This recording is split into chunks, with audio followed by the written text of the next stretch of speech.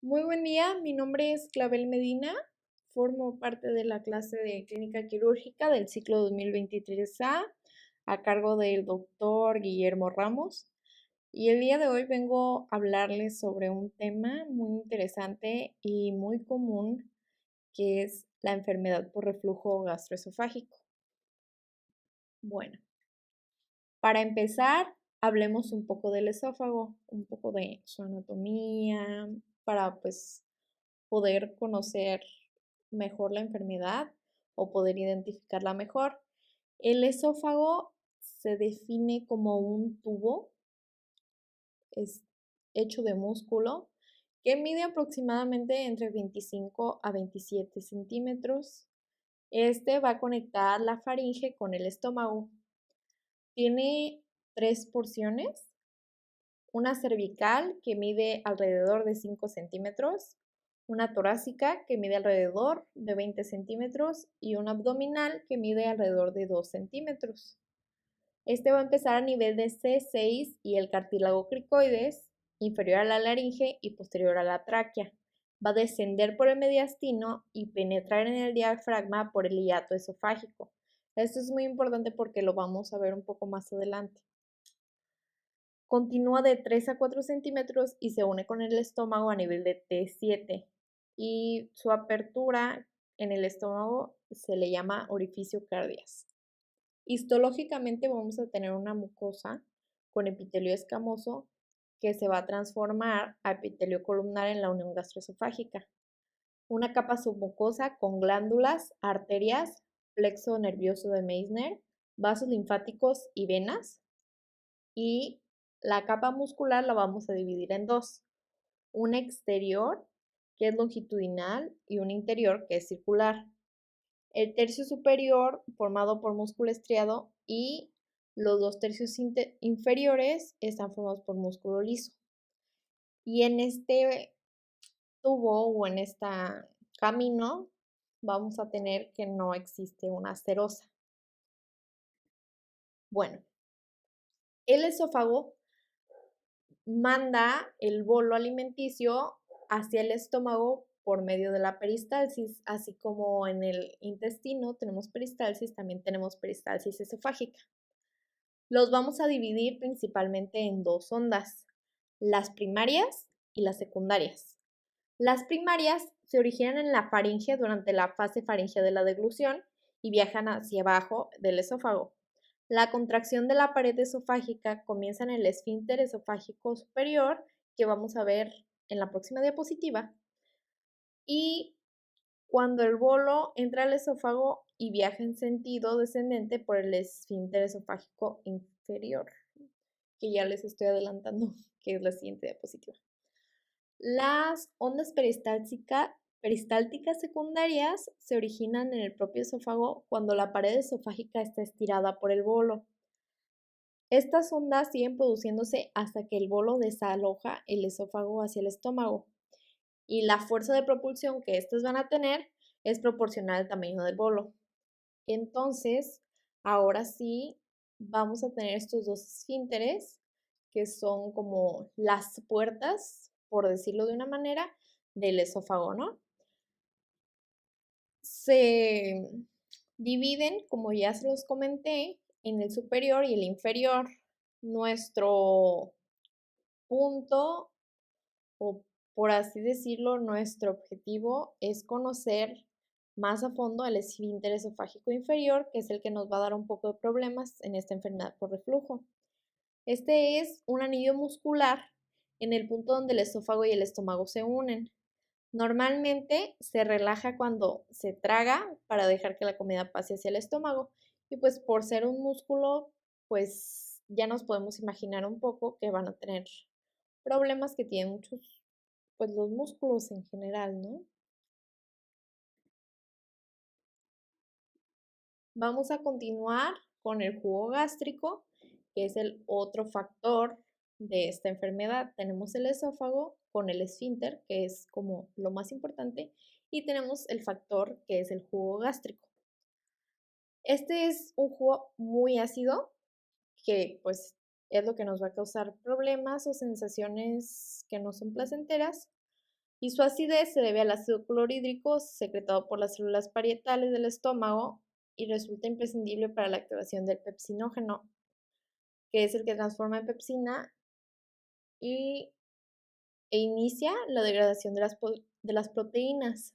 Este jugo es muy ácido, de hecho tiene un pH aproximadamente de 2 y el esófago o el cuerpo va a tener regularmente unos mecanismos de protección frente a este ácido que se ven dañados en la enfermedad por reflujo gastroesofágico. El primer mecanismo sería que el esófago distal impide el reflujo al influir en la presión intraabdominal, que esto nos quiere decir que el esfínter esofágico inferior que acabamos de ver se va a mantener completamente cerrado a menos de que sea necesario que se abra para dejar que pase el bolo alimenticio. Esto porque si no pasa, pues nos puede ocasionar la enfermedad por reflujo, ¿no? Otro de los mecanismos sería que la peristalsis elimina rápidamente el ácido gástrico. Este se secreta cuando se necesita, se usa y lo tenemos que eliminar rápidamente para no dañar las mucosas tampoco del estómago. Y también tenemos una saliva rica en bicarbonato, que son aproximadamente entre 1000 y 1500 mililitros al día. Ahora sí, vamos a hablar del reflujo gastroesofágico. Aquí tenemos una pequeña representación de lo que pasa en esta enfermedad. Es lo que les estoy comentando, el esfínter esofágico inferior pierde su tono y deja de cerrar correctamente, permitiendo que este reflujo sumamente ácido que acabamos de ver, pues se regrese y nos ocasione problemas debido a que el esófago, como ya vimos, no se encuentra preparado para las adversidades o la situación que es la acidez extrema del jugo gástrico. Bueno, la enfermedad por reflujo gastroesofágico se debe al ascenso del contenido gástrico o gastroduodenal por arriba de la unión gastroesofágica. Esta va a ocasionar síntomas o lesiones esofágicas que llegan a afectar la salud y calidad de vida de los individuos que la presentan. Como parte de su fisiopatología, tenemos lo que ya justo les acabo de comentar, que va a ser el descenso del tono del esfínter esofágico inferior, que va a permitir pues que no cierre bien y que se regrese. El retrasamiento del vaciamiento gástrico, que ya también lo habíamos comentado un poco, que el jugo gástrico pues se va a eliminar necesariamente. Como otro factor tenemos el aumento de la presión intraabdominal por obesidad, ropa ajustada o una comida copiosa. Esta pues va a ser como presión para que regrese el reflujo, valga la redundancia. Un fracaso motor del esófago con pérdida de peristalsis va a ser también una lesión iatrogénica del esfínter esofágico inferior y como resultado, pues vamos a tener que el reflujo es la relajación o se debe a la relajación transitoria del esfínter esofágico inferior. O sea, que no quiere decir que el esfínter esté siempre abierto, sino que puede ser que por su disminución del tono no quede bien cerrado y o en ocasiones se pueda como reabrir. Vamos a hablar un poco de epidemiología.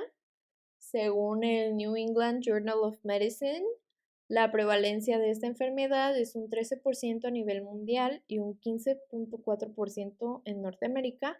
Y sus factores de riesgo es una edad mayor a 50 años, un paciente fumador, uso de AINES, obesidad con un índice de masa corporal mayor a 30, un estado socioeconómico bajo y el sexo femenino.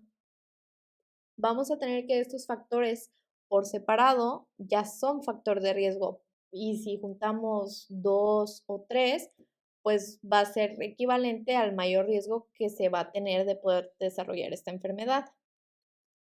También marcaba o informaba que el costo relacionado a la enfermedad por reflujo gastroesofágico en Estados Unidos es de 10.000 millones de dólares al año. O sea que es una enfermedad común y que forma parte de un gran presupuesto, ¿no? De la salud pública en Estados Unidos. Su presentación clínica, vamos a tener algunos síntomas que incluyen sibilancias, un sabor ácido en la boca, tos, que en este tema de la tos es un factor que se puede dejar muchas veces de lado, pero es un factor que sí afecta la calidad de vida de las personas que padecen esta enfermedad por reflujo gastroesofágico, debido a que es una tos crónica y a veces como imparable, que disminuye pues la calma o la vida de los pacientes, ¿no? También hay tratamientos para esta misma porque anteriormente se había dejado un poco de lado como síntoma, pero ya hay estudios que sugieren que se debe tratar la tos por reflujo gastroesofágico. Otro de los síntomas sería una sensación de globo, que es como cuando tenemos ganas de llorar, por así decirlo.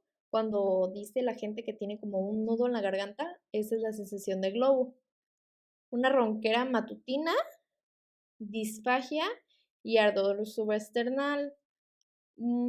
Algunas bibliografías dicen que el ardor se puede confundir con el dolor de la angina de pecho, pero pues no es este. Tenemos que revisar el panorama completo y poder determinar como médicos pues el diagnóstico diferencial, cuál sería más probable que tuviera nuestro paciente. La exploración física va a estar normal, a menos de que se trate de una enfermedad sistémica, y vamos a tener factores que la exacerban y factores que lo alivian.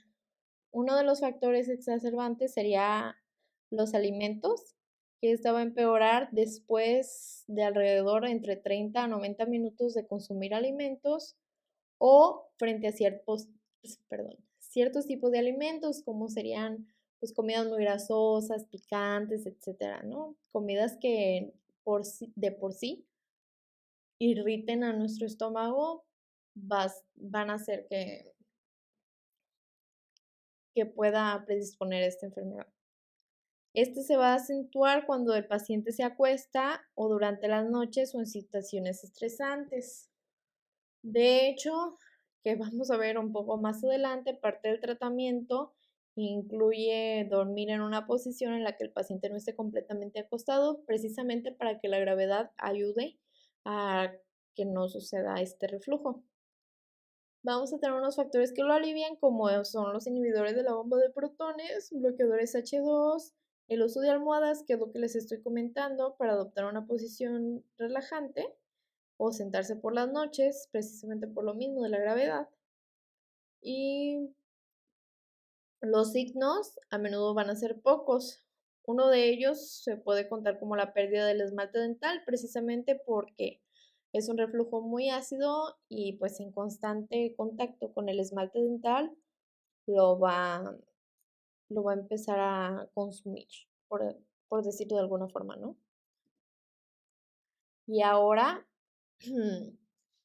acompañado de esta enfermedad, tenemos como otro factor o una condición, como gusten decirles, que va a acompañar a la enfermedad por reflujo gastroesofágico, que se trata de la hernia hiatal. Allí podemos ver una representación. Este sucede cuando la musculatura del cuello del cabestrillo y las fibras del cierre se atenúan con la distensión gástrica repetida. La unión esofagogástrica comienza a asumir una apariencia de un embudo invertido, que es lo que estamos viendo aquí, con la apertura progresiva del ángulo agudo de Heath. Esto, a su vez, puede resultar en la atenuación y el estiramiento del ligamento frenoesofágico, con un agrandamiento posterior de la abertura hiatal y la hernia axial. Entonces, pues como toda hernia, va a ser como una ruptura de fibras o un, pues sí, como una ruptura de fibras que pueden como distinguir o dar esta forma característica de un embudo invertido y que va a acompañar a la enfermedad por reflujo gastroesofágico que tenemos que tener mucho en cuenta en la hora del tratamiento, ¿no? Vamos a tener diferentes tipos nombrados o numerados de la A a la D. Vamos a tener el tipo 1, 2, 3 y 4. Perdón, 1, 2 y 3. La de tipo 1 también se conoce como hernia por deslizamiento. Esta va a estar caracterizada por una dislocación hacia arriba del cardias en el mediastino posterior. La hernia de tipo 2 o por rodamiento va a estar caracterizada por una dislocación hacia arriba del fondo gástrico junto con cardias en posición normal. Y la hernia por deslizamiento o mixta combinada del tipo 3 va a estar caracterizada por una dislocación ascendiente tanto del cardias como del fondo gástrico. Y en la fotografía, la radiografía D es una radiografía de un estómago intratorácico que sería la etapa final de una hernia hiatal grande, independiente de su clasificación inicial. O sea, todos estos tipos de hernias pueden terminar de esta forma. Ahora vamos a regresar a la enfermedad por reflujo gastroesofágico y vamos a hablar un poco de las formas de diagnosticarla. Para empezar con esto, tenemos unas recomendaciones del Colegio Americano de Gastroenterología. Este colegio, al pasar los años, cada año me parece, saca una guía para el manejo y el diagnóstico clínico de la enfermedad por reflujo gastroesofágico. Esta información es de su guía publicada en noviembre de 2022 y pues incluye las siguientes recomendaciones. Las vamos a ver tanto ahorita para el diagnóstico como tanto para el tratamiento. Ellos dan unos lineamientos o recomendaciones que como doctores deberíamos seguir al momento de tratar de diagnosticar y tratar esta enfermedad, ¿no? Entonces, tenemos que para pacientes con síntomas clásicos, que son los que les mencioné, de ardor y regurgitación, que no tengan síntomas de alarma, se debe dar un diagnóstico por tratamiento empírico, que sería de 8 semanas de tratamiento con inhibidores de la bomba de protones una vez al día antes de comer. Si estos síntomas se den a las 8 semanas, vamos a descontinuar los inhibidores de la bomba de protones en estos pacientes. Vamos a realizar una endoscopia diagnóstica idealmente después de las 2 a 4 semanas después de dejar los inhibidores de la bomba de protones en los pacientes en los que los síntomas no se dieron a este tratamiento empírico o volvieron después de dejarlo, pues esto para obtener un diagnóstico más certero o podernos darnos cuenta de lo que está pasando allá adentro. También se va a sugerir pruebas para la enfermedad por reflujo gastroesofágico a pacientes que tienen dolor torácico sin ardor que hayan sido excluidos de problemas cardíacos. Es decir, como ya se los había mencionado, como el dolor se parece a un dolor cardíaco, vamos a descartar primero en estos pacientes que no tengan otros síntomas para enfermedad por reflujo. Vamos a descartar una enfermedad cardíaca y entonces vamos, si el paciente queda exento de estas enfermedades cardíacas con un electrocardiograma y estudios parecidos, ahora sí vamos a solicitar las pruebas. Seguimos con las recomendaciones que nos dicen que no se recomienda el trago de bario como forma exclusiva del diagnóstico. Ahorita tenemos unas imágenes de cómo se va a ver un trago de bario. Vamos a tener la endoscopía como primera línea de evaluación para pacientes que presentan disfagia u otros síntomas de alarma y pacientes con factores de riesgo como es el esófago, para el esófago de Barrett. van a haber pacientes en los cuales el diagnóstico se sospeche pero no se pueda confirmar. Vamos a hacer una endoscopía. Si esta endoscopía sigue sin mostrarnos evidencia de la enfermedad por reflujo gastroesofágico, hay que monitorear el reflujo sin tratamiento para poder establecer un diagnóstico. En base a eso, pues será si tiene o no tiene la enfermedad, ¿no? Y como último, vamos a ver que recomiendan no usar el monitoreo de reflujo sin tratamiento para solo diagnosticar la enfermedad y en pacientes que tengan evidencia endoscópica de esofagitis por reflujo grado C o D, que vamos a ver un poco más adelante en la escala de Los Ángeles, o en pacientes con esófago de Barrett largo. Ahora sí, primeramente, como ya se los mencioné en las recomendaciones, vamos a tener un diagnóstico clínico con tratamiento empírico. Este diagnóstico pues va a estar, como ya les había comentado, basado en los inhibidores de la bomba de protones, como sería el omeprazol, y pues vamos a esperar las 8 semanas para ver si los síntomas responden o no responden, y en base a eso vamos a actuar. Otro método de diagnóstico sería la medición del pH o pHmetría durante 24 horas. Este va a ser el más efectivo y va a confirmar la enfermedad por reflujo gastroesofágico con una sensibilidad del 80 al 90%. Va a definir el número y duración de los episodios, o sea, como ya les había dicho, puede que se abra de forma espontánea el esfínter, entonces esto nos va a decir cuánto duran estos episodios en los que se abre y va a correlacionar síntomas subjetivos con acontecimientos. Una prueba positiva sería el 6% del tiempo con un pH de 4, aproximadamente hora y media, y vamos a tener una nota que va a ser importante suspender la administración de bloqueadores de H2 durante por lo menos 3 días antes de empezar esta prueba y los inhibidores de bomba de protones durante al menos una semana antes de la prueba. Esto pues para que estos medicamentos no vayan a influir con el resultado de nuestra prueba y vaya a perder sensibilidad. Otros medios incluyen la manometría. Estas nos va a indicar la localización, longitud y presión del esfínter esofágico inferior, su capacidad para relajarse durante la deglución y la amplitud de la peristalsis del cuerpo esofágico. En ella vamos a buscar un esfínter esofágico inferior menor a 6, con una presión menor a 6 milímetros de mercurio, una longitud menor a 2 centímetros y una longitud intraabdominal menor a 1 centímetro. Aunque pues esta prueba nos podría lanzar falsos negativos porque en algunos pacientes con reflujo verdadero van a tener valores normales.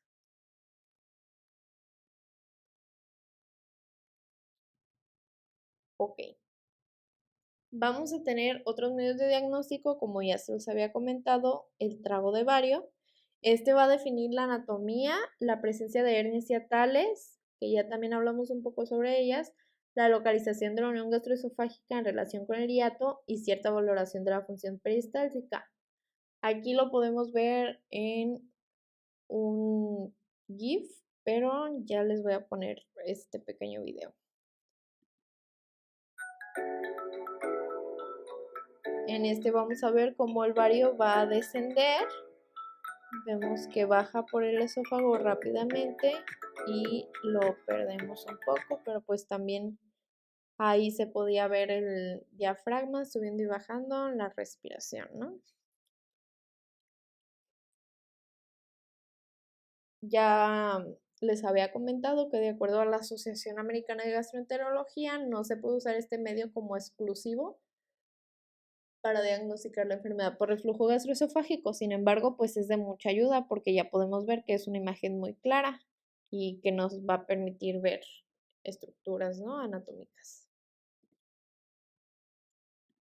Ok. Vamos a continuar hablando un poco del trago de bario.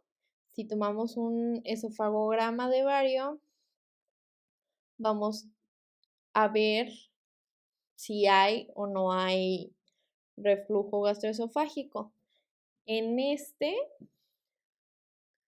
vamos a poder graduar el reflujo de acuerdo a lo alto que veamos en la imagen. Por ejemplo, en la imagen de la derecha vamos a observar un reflujo bajo, porque sería como pues menos del tercio distal. En la segunda imagen veríamos uno moderado y en la tercera veríamos uno severo. Podemos ver que este viaja más hacia arriba, este no tanto. Y en esta imagen de acá vamos a ver una estenosis causada por una esofagitis péptica. Estos pliegues gástricos van a estar por encima del diafragma y van a indicar la presencia de una hernia de hiato asociada, que es también lo que les estaba comentando, que muchas veces con esta enfermedad se acompañan las hernias de hiato, que ya hablamos un poco sobre ellas. Otra de las pruebas sería la del vaciamiento gástrico, el cual se va a valorar con medicina nuclear por medio de gammagrafía. Este es muy útil en la enfermedad con náusea, vómito o distensión considerables. Aquí vamos a poder ver que el reflujo se ve de este lado y de este lado ya no. Es como que hubo un momento en que permitió la regresión del reflujo. El estómago lo tenemos acá y este es el reflujo. Y pues no duró tanto el episodio porque se ve ya otras imágenes en las que no aparece este reflujo. Este es el vaciamiento gástrico. Otros medios de diagnóstico, pues también muy importantes, sería la vigilancia de la impedancia, que esta sería si hay síntomas atípicos, en ella se puede detectar el pH normal o un reflujo alcalino, el cual puede dañar la mucosa. Y tenemos una muy importante que es la endoscopía. Esta nos va a ayudar a evaluar la presencia de erosiones esofágicas, estenosis o hernias hiatales. En este pequeño video podemos ver una endoscopía. Vamos a esperar a que vuelva a iniciar. Inicia aquí en el estómago, va ascendiendo. Aquí podemos ver el esfínter esofágico inferior y volvemos hacia arriba. Y pues ese fue el camino del esófago, ¿no? Aquí podemos ver otra vez el esfínter, cómo se cierra y se abre. Y volvemos a viajar hacia arriba. Y aquí también tenemos otra endoscopía, así vamos a ver, ¿no? Ahora, ya se los había dicho se los había mencionado hace un rato, que es la clasificación de los ángeles. Esta va a ser un método que es el más ampliamente utilizado para la descripción de esofagitis por reflujo gastroesofágico. Este se va a tomar pues por las endoscopías, como la que ya vimos. Vamos a tener 4 grados: A, B, C y D. El grado A sería con una o más lesiones de la mucosa en menor o igual a 5 milímetros de longitud. No se van a extender entre la parte superior de los pliegues de la mucosa. El grado B constaría de una o más lesiones de la mucosa con una longitud mayor a 5 milímetros que no se extienden entre la parte superior de dos pliegues de la mucosa. Entonces la A es menor a 5 milímetros y la B es mayor a 5 milímetros. El grado C también sería una o más lesiones de la mucosa, pero estas se van a extender más allá de la parte superior de dos pliegues de la mucosa, pero afectan a menos del 75% de la circunferencia del esófago. En cambio, el grado D sería igual, una o más lesiones de la mucosa, pero estas sí van a afectar al menos un 75% de la circunferencia esofágica. Y aquí las podemos ver en la imagen. Este es A, B, C y D. Ok. Hablemos un poco de tratamiento.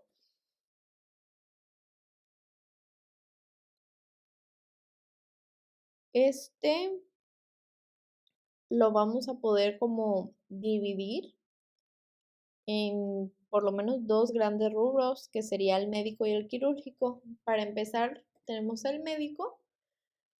Vamos a empezar pues como con muchas enfermedades, ¿no? Medidas dietéticas. Tenemos que cuidar mucho lo que comemos, especialmente con este tipo de enfermedades, evitar los alimentos irritantes.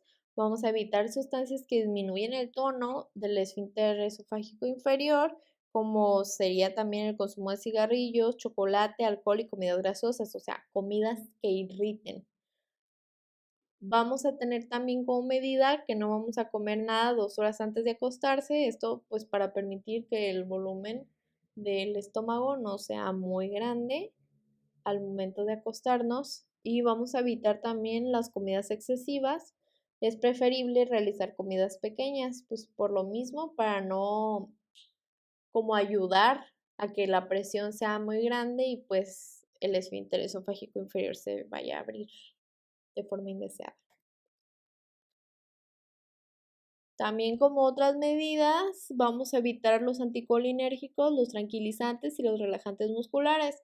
Esto pues por lo mismo, porque el esfínter, como ya se los había mencionado, es un músculo, y si por ejemplo usamos un relajante, vamos a propiciar a que éste pueda abrirse o mantenerse abierto por mucho tiempo y provocarnos los síntomas. Vamos a reducir el peso si hay obesidad, y lo que ya también les había comentado hace un rato, como medida vamos a elevar la cabecera de la cama por lo menos 15 centímetros para que la gravedad ayude a que el reflujo no viaje más de lo que pueda viajar, por así decirlo. Continuando con el tratamiento médico, vamos a tratar de aumentar la presión en el en el esfínter esofágico inferior. Para esto podemos usar metoclopramida de 10 miligramos cada 8 horas o betanicol de entre 10 a 50 miligramos 3 o 4 veces al día. Por último, como tratamiento médico, pues vamos a reducir el ácido gástrico, ya sea con antiácidos, bloqueadores H2 o inhibidores de la bomba de protones. Si lo pudieron notar o lo hemos podido notar a lo largo de esta exposición, el tratamiento base para los síntomas que no sean muy marcados o muy importantes, lo vamos a basar en los inhibidores de la bomba de protones. Estos van a ser nuestros amigos, nuestros magos, nuestros todo, siempre y cuando se muestre que ayuden. Entonces, como ya se los había dicho, vamos a tener también recomendaciones del Colegio Americano de Gastroenterología en cuanto al tratamiento. Es muy parecido a lo que ya les mencioné. Vamos a tener, que es muy importante, la pérdida de peso, evitar los alimentos, fumar o alimentos desencadenantes, que es lo que ya habíamos visto, ¿no? El chocolate, comidas grasosas que nos puedan irritar. Si tenemos pacientes que requieran tratamiento de mantenimiento con inhibidores de bomba de protones, vamos a tratar de usar la dosis mínima efectiva. Esto pues para cuidar que vayamos a generar como una resistencia o una tolerancia a estos medicamentos de forma inespecífica. Entonces tenemos que probar con nuestro paciente cuál sería la dosis mínima que le funciona al paciente, y esa pues tenemos que dar, ¿no? Para poder asegurar que estos medicamentos nos funcionen por la mayor parte del tiempo. Vamos a tener una recomendación de un tratamiento de mantenimiento con inhibidores de bomba de protones de forma indefinida o una cirugía antirreflujo para pacientes con grado C o D, que ya revisamos, de la escala de Los Ángeles por esofagitis. No vamos a recomendar el tratamiento con sucralfato excepto en el embarazo. Pues porque no es el medicamento más ideal para tratar esta enfermedad, pero pues es un medicamento que podemos dar a las embarazadas, claramente con ciertas precauciones, ¿no? Y vamos a sugerir el uso a libre demanda o intermitente de los inhibidores de bomba de protones para el control del ardor retroesternal con pacientes con enfermedad por reflujo no erosiva. Es decir, pues si tenemos la enfermedad por reflujo y esta no nos está como causando heridas o ulceraciones en el esófago, vamos a tomar como medida pues el tratamiento con inhibidores de bombo de protones, pero pues también tomando en cuenta lo mismo que ya habíamos mencionado, que vamos a tratar de usar también la dosis mínima efectiva, ¿no? Lo mismo que ya les había dicho, lo de elevar la cabecera al dormir. Vamos a tratar con inhibidores de bomba de protones también para esofagitis erosiva. Vamos a tratar de usar estos mismos medicamentos que ya les dije que los tenemos que agarrar, hacernos los amigos y nuestro paciente también 30 a 60 minutos antes de una comida para permitir que estos puedan como hacer su efecto, ¿no? También vamos a intentar descontinuarlos o solo usarlos en caso de síntomas en pacientes sin esófago erosivo o esófago de Barrett. Esto por lo mismo que ya les había comentado, pues para no propiciar que podamos hacernos tolerantes a estos medicamentos y que en un futuro nos puedan seguir sirviendo. Ahora sí, tenemos lo que es el tratamiento quirúrgico. Para este vamos a tener unos objetivos que empiezan por restaurar un segmento de esófago intraabdominal, mantener el esófago distal como un tubo de pequeño diámetro, estrechar el hiato y evitar que aumente la resistencia del esfínter hasta un nivel que sea superior a la fuerza peristáltica del esófago. Y para indicaciones, tenemos pues en base a estas que la cirugía no va a ser nuestra primera opción. Por eso pues primeramente les mostré el tratamiento médico porque es lo que vamos a intentar utilizar con mayor frecuencia o conforme sea el caso. Entonces, para las indicaciones vamos a tener que la primera indicación sería un fracaso del tratamiento médico. Es decir, si intentamos ya todo lo posible con el tratamiento médico y aún así no mejoró, ya podemos revisar o recurrir a la posibilidad de realizar un tratamiento quirúrgico. Otra de las indicaciones sería la esofagitis con ulceración o estenosis franca. También tendríamos las complicaciones de la esofagitis por reflujo o síntomas graves o una enfermedad progresiva. Es decir, si nosotros vemos que con el tratamiento no está mejorando, puede ser que se atenúen los síntomas, pero después regresen peores, etcétera. En ese tipo de situaciones, pues sí sería conveniente observar la posibilidad de realizar un tratamiento quirúrgico. Bueno, el procedimiento quirúrgico más común que vamos a tener es la fundoplicatura de Nissen. Esta se va a aplicar a más del 95% de los pacientes que recurren a un tratamiento quirúrgico. Vamos a usar esta técnica. En la actualidad, el procedimiento de primera línea aceptado es el proceso laparoscópico que consigue un alivio sintomático en la mayoría de los casos. Esta técnica también puede realizarse en una cirugía abdominal o torácica abierta. Esto quiere decir que vamos a tener dos vías, por la laparoscopía o por la laparotomía. Pero actualmente, como ya les dije, la más aceptada es la laparoscopía. Esta va a dar una vuelta, va a movilizar el fundus gástrico y se va a envolver alrededor del esófago distal por detrás. Se va a volver a fijar sobre sí mismo en la zona anterior. Se realiza por vía transoral y esta vuelta que les estoy comentando es una vuelta de 360 grados que podemos observar aquí en la imagen. Aquí tenemos el esófago, el diafragma, el fondo. Y lo que vamos a hacer es darle la vuelta y suturarlo, ¿no?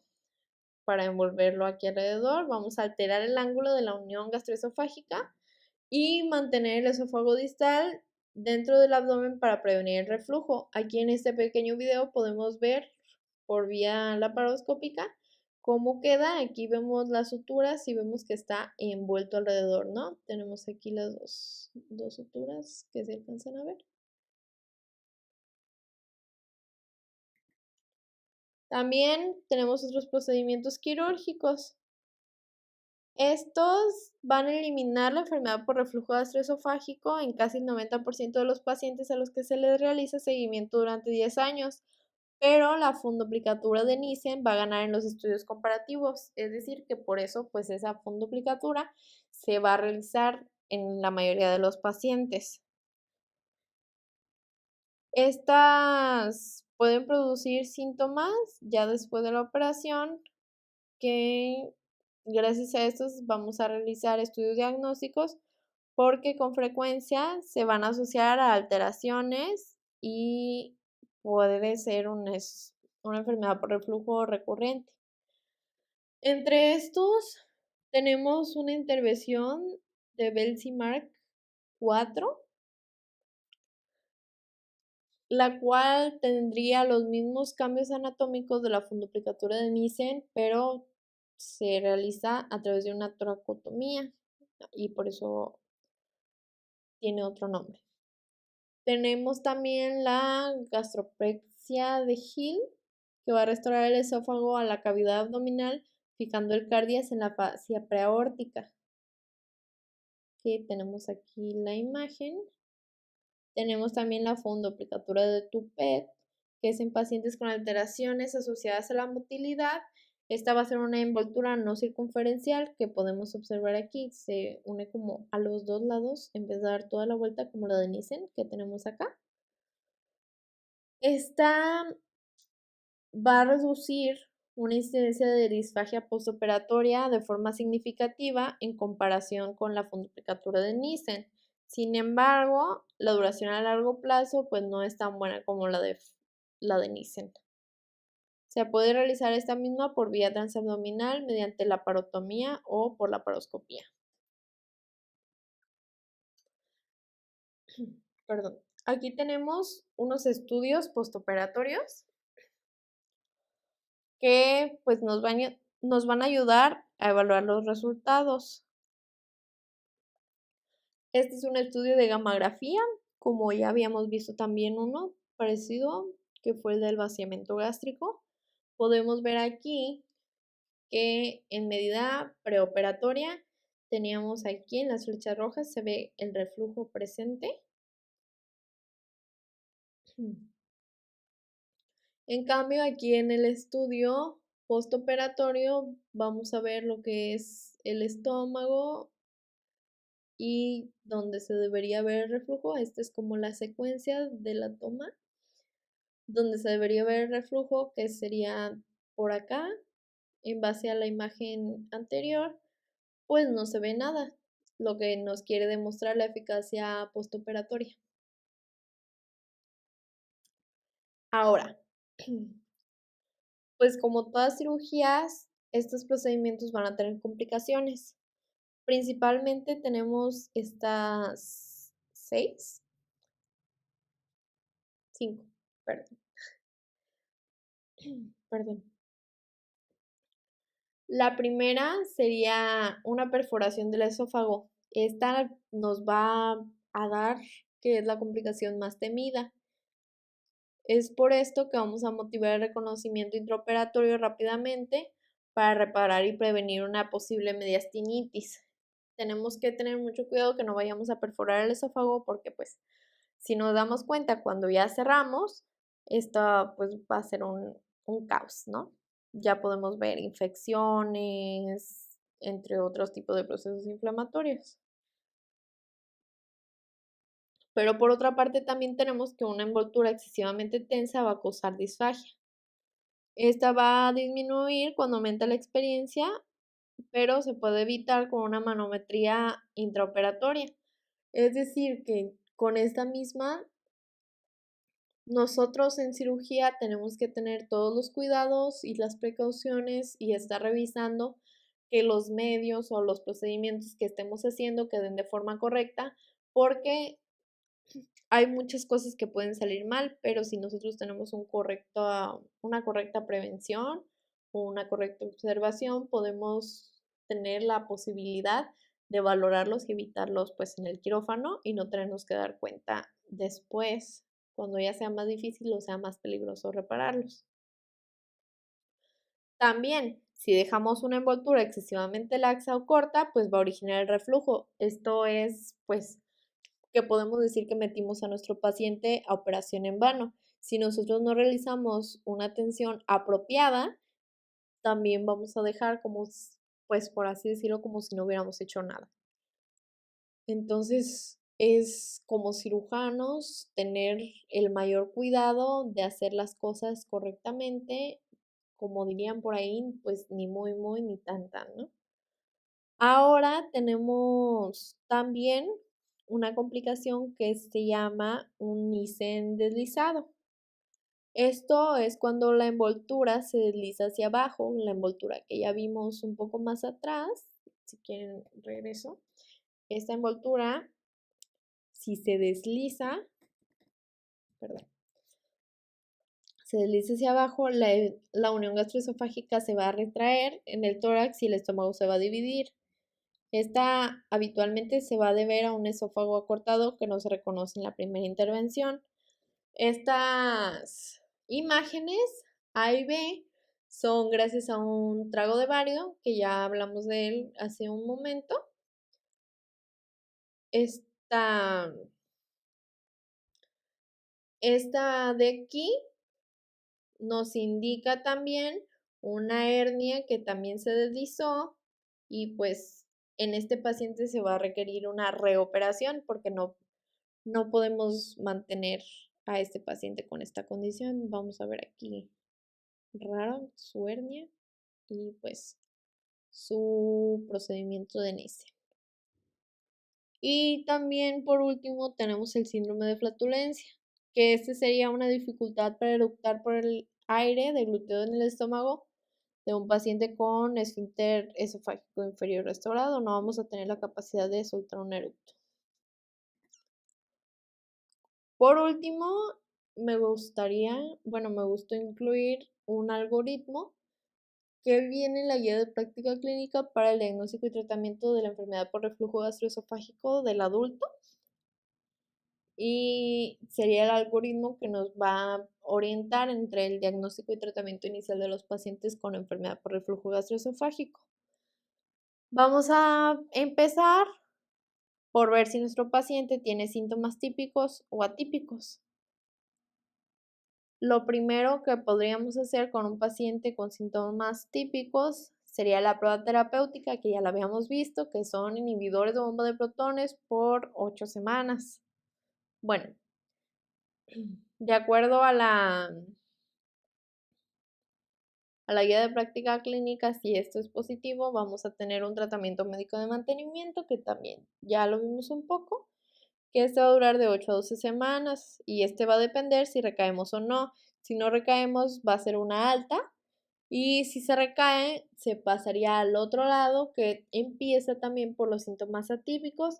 Podemos hacer una panendoscopia con biopsia y a ver si la esofagitis es erosiva o no erosiva. Y ya en base a eso, vamos a tomar medidas, ¿no? Si es erosiva, otra vez, tratamiento médico de mantenimiento, inhibidores de bomba de protones, vamos a revisar si hay mejoría clínica. Si sí, pues vamos a ver las preferencias del paciente, si quiere continuar con un tratamiento médico o si se quisiera someter a algún tratamiento quirúrgico, que ya vimos también. Si no hay mejoría, vamos a tratar de hacer todo lo posible, ¿no? Es como ya les había comentado, en el caso del tratamiento médico, tenemos que agotar todas las opciones antes de tratar de sugerir un tratamiento quirúrgico como primer grado. Pero, por ejemplo, en este caso, si cambiamos y hacemos todas estas medidas y no vemos una mejoría clínica, vamos a tomar una magnometría y una pH-metría que ya vimos también, y en base a esto, pues si sus resultados no son compatibles con la enfermedad por reflujo gastroesofágico, nos sugieren que hagamos un diagnóstico diferencial porque pues podríamos no estar por el camino que sea nuestra enfermedad. Y si hay una mejoría, pues lo mismo, nos va a llevar a lo mismo, ¿no? Valorar las preferencias del paciente, si quiere continuar con médico o someterse a un procedimiento quirúrgico. En el caso de la esofagitis no erosiva, si la pH-metría con impedancia sale negativa, vamos a realizar una manometría, que ya la vimos hace rato, y pues lo mismo, ¿no? Si de verdad estas medidas diagnósticas nos arrojan un resultado que no es compatible con esta enfermedad, pues vamos a tener que hacer un diagnóstico diferencial. Y básicamente esto es como el inicio para poder empezar a tratar la enfermedad por reflujo gastroesofágico en base a las guías de práctica clínica del Seguro Social. Y por mi parte sería todo. Espero este tema les haya interesado y les haya quedado un poco más claro. Cualquier duda o pregunta, con mucho gusto se las contesto y gracias por su atención.